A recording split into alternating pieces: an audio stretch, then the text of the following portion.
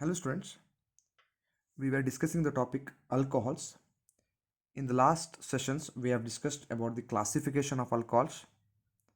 Followed by that, we discussed nomenclature of these alcohols and then the preparation of glycol from ethyl.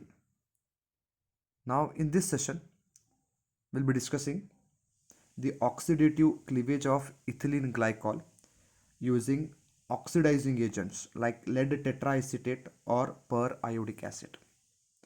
Okay, let us go through this example. Ethylene glycol. We are dealing with the oxidative cleavage of ethylene glycol. Ethylene glycol is CH2, CH2, OH, OH. It is a dihydric alcohol. That is an alcohol that contains two hydroxy group. This is ethylene glycol. In presence of oxidizing agent, the carbon-carbon bond gets cleaved. So you can cleave this carbon-carbon bond if you add oxidizing agents like lead tetraacetate or the periodic acids, etc. Let us take an example using lead tetraacetate. Now, when ethylene glycol is treated with lead tetraacetate, CH3, C double bond O, O is the acetate part. So tetraacetate 4. So this is lead tetraacetate. Pb, C double bond O, O. So acetic acid. Hope you know what is acetic acid. CH3COOH. So CH3COO minus is acetate ion. So this is the lead tetraacetate. When you treat this lead tetraacetate or with ethylene glycol, so what happens is here. In ethylene glycol, there are oxygen atoms. And you know that oxygen atoms contains lone pair of electrons. So this ethylene glycol attacks this lead atom by using this lone pair of electrons. So this oxygen atom attacks the lead. When an oxygen atom attacks this lead, so this oxygen atom is forming a new bond. See, oxygen valency is 2. So it has formed bond with carbon and with the hydrogen. If it is forming a new bond with lead, then one bond should break. So the hydrogen goes off. Now, see, when this oxygen forms bond with lead, the lead is forming a new bond. Hence what happens is one acetate molecule goes off. So it results in the formation of this intermediate. Let us see. So this is a reversible process, students. So what happens is here CH2, this is CH2, they will keep this OH as it is. So this oxygen can attack or this oxygen also can attack. So this oxygen attacks this lead. So you get an oxygen lead bond. Okay, the hydrogen atom goes as H plus ion, right?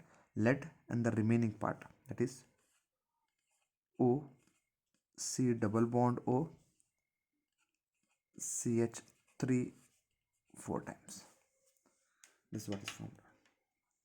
Okay, so one acetate, thrice, it will be thrice because one acetate goes off.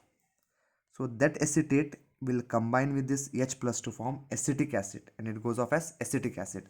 So you can write here minus CH3COOH minus CH3COOH. See, there are 4 acetate molecules here. So when oxygen attacks the lead, so one acetate comes out of this and it combines with the H plus to form acetic acid. So this is the molecule that you are going to get. Next what happens is this oxygen also attacks the lead. So same case, H plus goes off and form here another acetate molecule goes off. So this oxygen contains a lone pair of electron and it attacks the lead here. When it attacks the lead, oxygen is forming a new bond. So hence oxygen loses this H plus ion. Okay, and then here one acetate molecule goes off. So it results in the formation of this compound. This is also a reversible process. So what you're going to get is here CH2, CH2, this oxygen, this oxygen is attacking lead. So we have lead here. So this oxygen has already formed bond with lead. This oxygen also forms bond with lead, and H plus goes off, right? Now, so along with H plus, when it forms bond with lead, one acetate molecule is released here. So what is remaining? O, C double bond O, CH3 twice will be remaining, right? So this is the intermediate that is formed. That is, this oxygen attacks lead as well as this oxygen attacks lead. So from here, two acetate ions goes off, and here it releases 2 H plus ion. So that acetate ion released combines with the H plus that is from of this OH to form acetic acid. So minus CH3 COH is what happens. Then what happens? See, generally the metal oxygen bonds are generally weak, so hence the bond cleaves off. So what happens is here, this bond breaks and the electron that are present here will move here, so it results in the formation of a double bond. So these electrons of this bond, they move here. So what happens here, since the electron moves here, this bond breaks as well as this bond breaks, right? Now look at this carbon. The carbon valency is 4. It has formed one bond with oxygen, one bond with carbon, two bond, and two bond with hydrogen. So total there are 4 bonds. Now when this electrons moves here, it creates a double bond here. So total number of bonds will be 1, double bond 2, 3, and 2 hydrogen. So one bond should break. Hence this bond breaks and the electrons, they move here. See, resulting in the formation of this compound. Say what is formed here. So you get CH2O, that is, it will be HC double bond. So see, CH2 double bond O is what you are going to get. So it will be like this. C double bond O, H is what you are going to get. So this electrons are moving here. It forms a carbon oxygen double bond and the 2 hydrogen atom attacks. This also here. So this electron moves here. It creates a double bond here. You get carbon double bonded oxygen and 2 hydrogen attached. That means you get 2 formaldehyde molecules plus this molecule that goes off, that is Pb OC double bond O, CH3 twice. So you will get 2 molecules of formaldehyde. See what has happened here. See here, in presence of an oxidizing agent, the carbon-carbon bond cleaves. This bond cleaves, okay, and it results in the formation of CH2O and CH2O. So this is what happens. This is called as oxidative cleavage of ethylene glycol. The same reaction can be carried out in presence of oxidizing agent like periodic acid. Okay, so you can represent this reaction. Okay, this is the mechanism here, students. You can directly represent this reaction. That how you can write the reaction, I will tell you. So this is what actually happens in a reaction. Okay, let us see how you can write this reaction. The same process can be carried out in presence of another oxidizing agent like periodic acid. Before that, we'll just go through this equation. See, we had taken ethylene glycol, that is CH2 OH. We treated this with lead tetraacetate, that is CH3C double bond O 4 times Pb. Okay, so what actually happened is here, what is the product that you got? So what happens is this bond cleaves, the carbon-carbon bond cleaves, right? Now this H plus goes off, these 2 H plus, they take away 2 acetate ion and they form acetic acid, right? So this, you get a carbon-carbon double bond here. So what you get is HC double bond OH 2 times is what you get, right? So 2, this bond cleaves and this oxygen forms a double bond. You can even write it as CH2O also. So it's understood, or you can write it like this, 2HC double bond OH. Now, so what happens here? This hydrogen combines with acetate ion. This hydrogen combines with acetate ion to give you 2 acetic acid. 2CH3COH is what you get. Plus, what are you going to get the side product as Pb, right? O, C double bond O, CH3 twice. This is what you are going to get as a product. So this is how you can directly write the reaction. So oxidative cleavage of ethylene glycol yields two molecules of formaldehyde. Okay. Now the same products can be obtained if even if you use periodic acid as a reagent. What is this periodic acid? I will tell you. Periodic acid. Okay. Periodic acid is HiO4. So let us see what happens when periodic acid is used. Let us see what happens when periodic acid is used. Now, same ethylene glycol, CH2, CH2, OH, OH. So this is ethylene glycol. If I treat this with periodic acid, that is HiO4, sorry, HiO4, what happens is here. This oxygen attacks iodine, this oxygen attacks iodine. Okay. This oxygen, as in case this oxygen attacks acid lead, this oxygen also attack lead. So this oxygen attacks iodine, this oxygen also attack iodine. That means this oxygen also forms bond with iodine, this oxygen also forms bond with iodine. So there will be loss of two hydrogens from here, H plus ion, right? So this iodine will lose an oxygen molecule, a divalent molecule, right? So what happens is two hydrogen and one oxygen, they combine to form water. So what you are going to get is here CH2, CH2, oxygen, oxygen.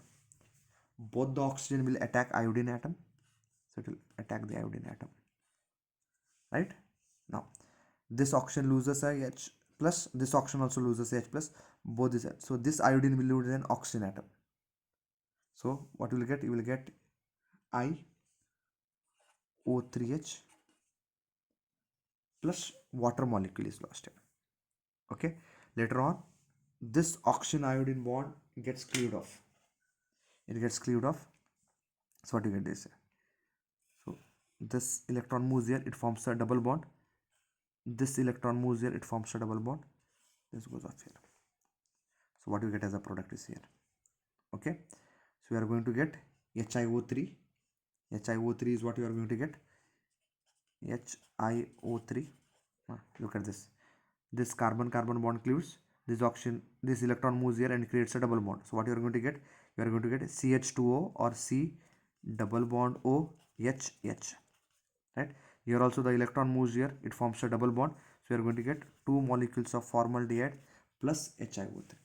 So you are going to get the same product. Either you use lead tetrahydroxide as an oxidizing agent or periodic acid as an oxidizing agent. Okay, so this is oxidative cleavage of the carbon-carbon bond of ethylene glycol. Okay, hope you have understood this, students. Now let us see another very important reaction, that is pinacolone rearrangement. We are going to discuss another example, another reaction, that is pinacolone rearrangement. Let us see what is this pinacolone, and how the rearrangement takes place. So pinacolone rearrangement, or you can even refer it as pinacolone reaction also. Why call it as rearrangement is because here a rearrangement of groups takes place. Okay, pinacolone rearrangement. Now let us see what is this pinacolone rearrangement. This is a rearrangement of substituted glycols. So you know that substituted glycols are vicinal diols. What are vicinal diols? These are the diols. That means diols means molecules that contains two OH groups on the adjacent carbon. We call them as diols. See, we have carbon, we have OH, carbon and OH.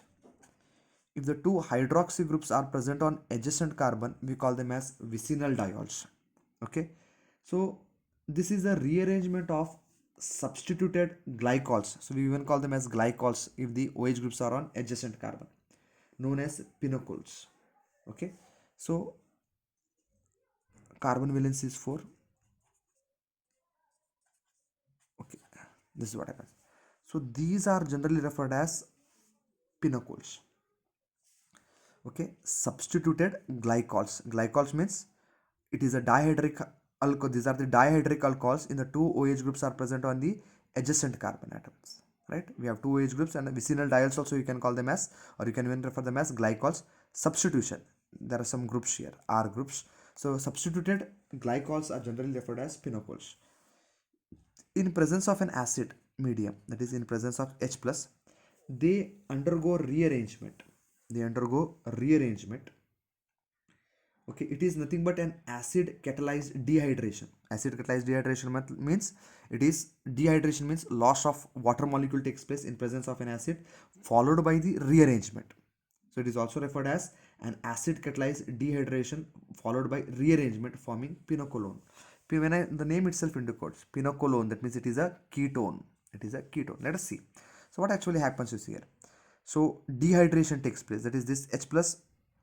Okay, what it catalyzes the reaction and the dehydration takes place. H plus protonates here and water goes off. So dehydration takes place and then there will be a migration of groups here. R group. See what happens actually. So this goes off and there will be migration of R. You get R, C, double bond O, C, R, R and R. This is called as, this is pinacolone. Okay, let us go through the mechanism. If you go through the mechanism, you will have a clear idea regarding this reaction. So what you should know is, in presence of an acid, dehydration of water takes place, that is loss of water takes place, and the group migrates. Okay, we call this as a rearrangement. Let us take an example of this general example, and let us deal with the mechanism of this. Okay, the reaction takes place in two steps. In first step, there will be a dehydration, and second step there will be a migration. Okay, let us take this example. We have R, C, R, C, R, R, where R the substitution alkyl groups, or it may be an aryl group also. Okay, when it is treated with H plus, the step is reversible. See, oxygen contains a lone pair of electron. Using this oxygen, what happens? This oxygen gets protonated. This is H plus. The oxygen attacks the H plus and it forms a bond here. So it results in the formation of this compound RCr OH C R R OH2 OH2 plus. This is what is formed. So the oxygen gets protonated. The oxygen gets protonated. You know that oxygen valency is 2. It has already formed bond with carbon and hydrogen. When it forms another bond, it carries a plus charge because it uses its lone pair to form a bond. So hence there will be a deficiency created. Hence it carries a plus charge. This is what you get. So what happens is, since it has formed 3 bonds, what happens is the electron moves here. Okay, neutralize this and the bond breaks. So it goes as water molecule. Okay, so this is called as dehydration. First H plus protonates here and then it favors the release of H2O, water molecule goes off, and what is formed is here. This is what you are going to get. R C R, this is OH, right? So C R R.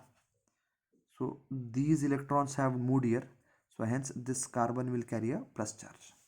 The carbon will carry a plus charge. Why the carbon will carry a plus charge?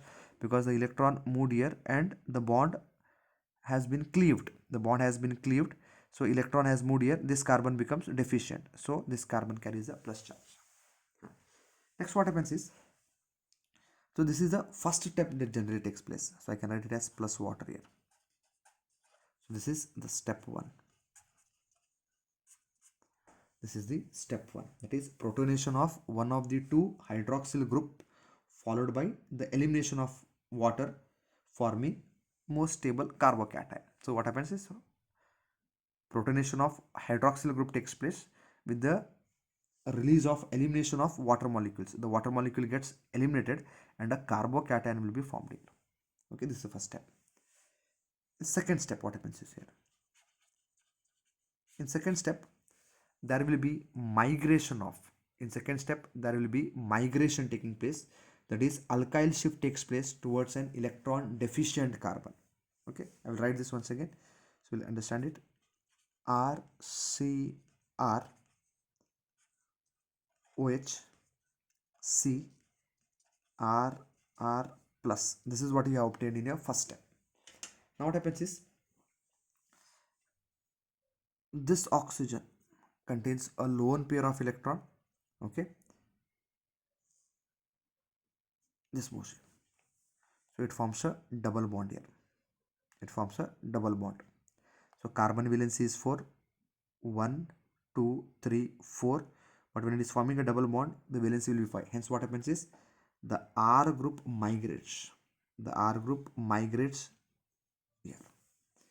So this is called as 1-2 shift. Why it is called as 1-2 shift is because, so this is the first carbon, this is a second carbon. From one carbon, the shift is taking place to a second carbon. So 1-2 shift takes place towards electron deficient carbon. So like this is an electron deficient carbon. So this shift takes place. So what happens is here, see R C, okay, this is OH. So the electron moves here, so it forms a double bond here. This is C R R. So this R group has migrated here. So this is what you get, right? Later on what happens is here, this oxygen now carries a plus charge because it has formed 3 bonds here. Later on what happens, the loss of H plus takes place. Loss of H plus takes place and it results in formation of this molecule. Okay, loss of H plus, I will take it as minus H plus is what I will write it as, minus H plus, and it forms this molecule, that is R C double bond O C R R R. So you are going to get pinacolone is what you are going to get. R C double bond O C R R R. You are going to get pinacolone is what you are going to get. See what has happened in step 1. The protonation of OH group has taken place with the loss of water molecule, resulting in the formation of a carbocation.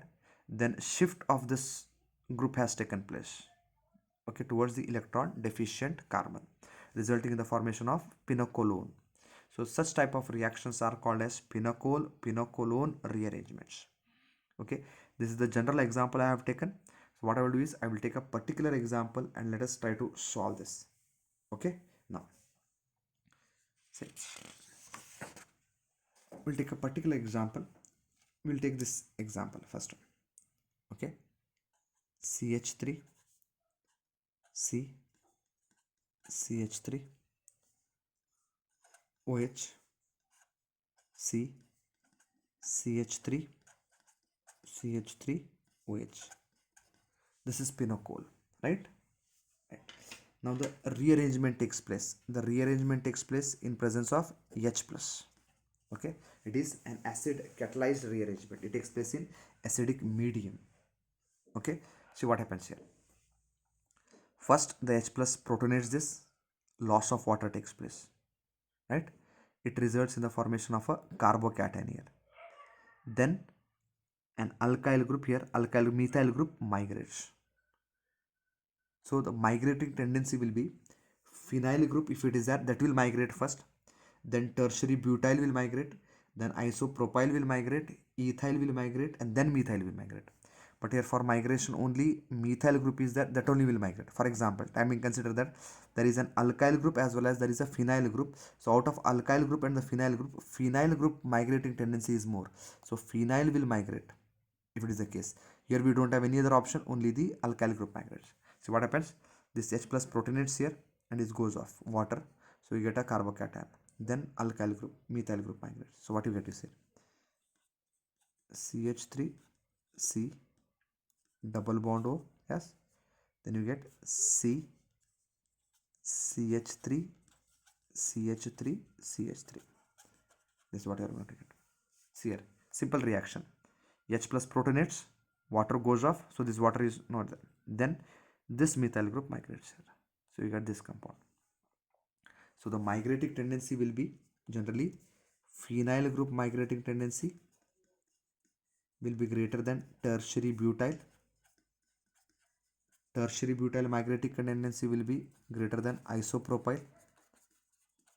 Then isopropyl migrating tendency will be greater than ethyl. Ethyl migrating tendency will be methyl. So if there is a phenyl group and there is a methyl group, phenyl group will migrate first.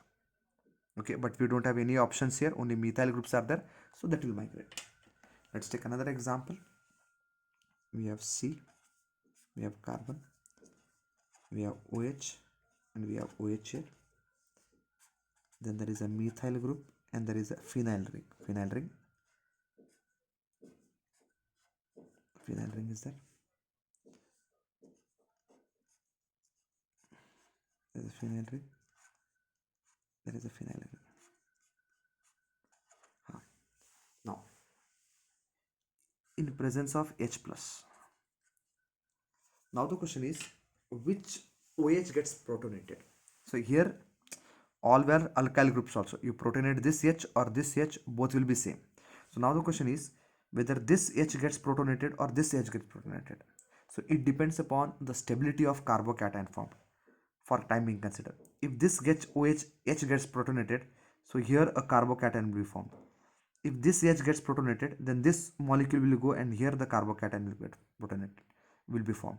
So now let us first, you should think which carbocation is more stable, whether this carbocation is more stable or this carbocation is more stable. Because if hydrogen H plus protonates here, proton protonates here, this water will go off and the carbon will carry a plus charge.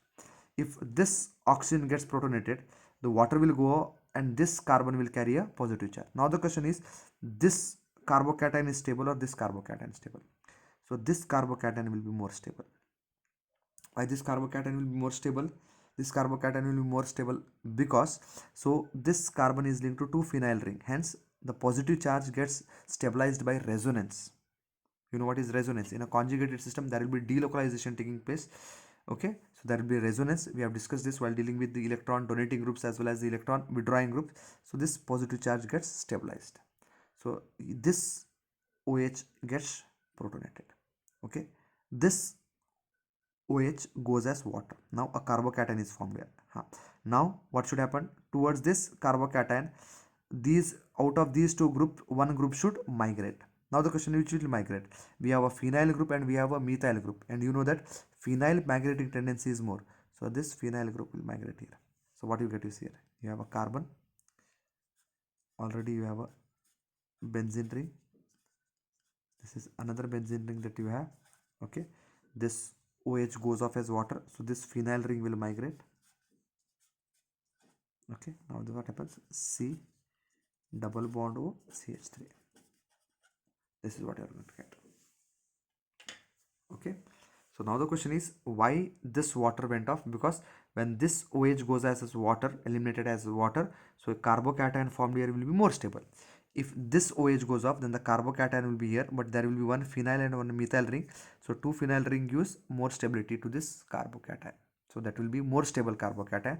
Hence this OH goes off, and then out of this group phenyl migrates because phenyl migrating tendency is more. So that will migrate, resulting in the formation of this product. Okay, so this was about the pinacolone rearrangement as well as the oxidative cleavage of ethylene glycol using periodic acid as well as lead tetraacetate. Okay, thank you.